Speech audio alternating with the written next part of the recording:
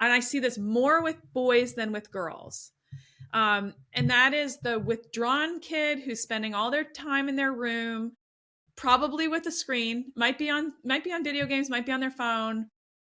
If they're on video games, they might be talking to virtual friends or actual friends who they only interact with on video games.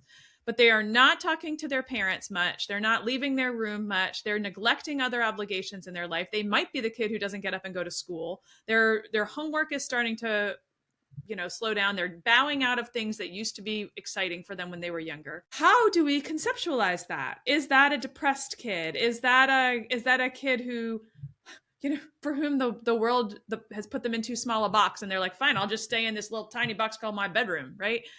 Because oftentimes we see it as a won't, like I just refuse to engage in the world, as opposed to can't.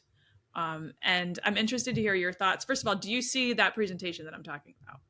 All the time. Yes. I mean, that's a natural bent uh, probably in the post-COVID world where that's just so easily accessible to like live my life in a room versus out in the open world, particularly for children who are, I call them, I don't say digital native, I say digital alien, like they've been on this other planet for their entire life.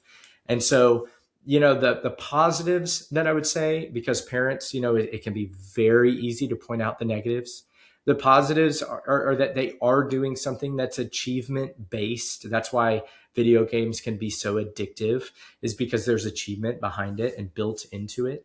And they are maintaining actual real social connections, even though it's a virtual. I point out that virtual therapy is as effective as in-person therapy. The question is, what are the risks of maybe non-deep friendships and social interactions in a virtual reality or a video game space? And the risks are very high, probably much more than in-person interactions. I think what you get in that is a cycle where I've gotten very comfortable. And you said parents have to deal with their own stuff, and parents are very comfortable to kind of forego the dangers of the quote real world. And at least I know they're not doing this. First, you do not know that, because plenty of the stuff online that they're doing is probably more dangerous. And I forgot what second was, but yeah, I would encourage people to, you're going to have to deal with your own anxiety about this situation. So the Absolutely. child is anxious, and they've been reinforced in their anxiety to maybe get smaller and smaller and smaller of a world. And you've had the reinforcement of like, hey, this is at least safe. Driver's license is the perfect example. We're seeing numbers of people, well, actually, first incidents of alcohol, first sexual interactions, and driver's license age have all gone up.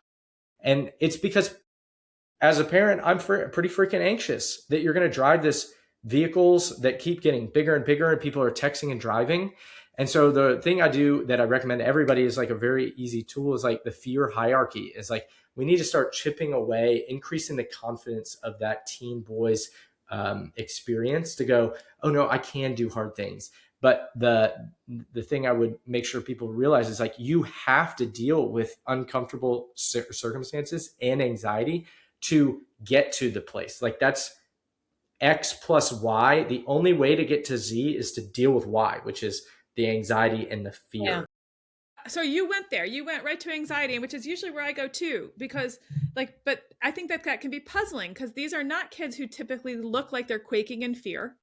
They don't look like Mm-mm. they often are not verbalizing fear, because some can't verbalize it, or it's just this amorphous sort of existential dread that they feel, and it's this sort of immobilization. Um, and I love that you just assumed anxiety, which that's generally what I assume too. Like I like that it's not a won't, it's a can't for some reason. And the recipe isn't waiting it out, it's doing some brave stuff. Yeah.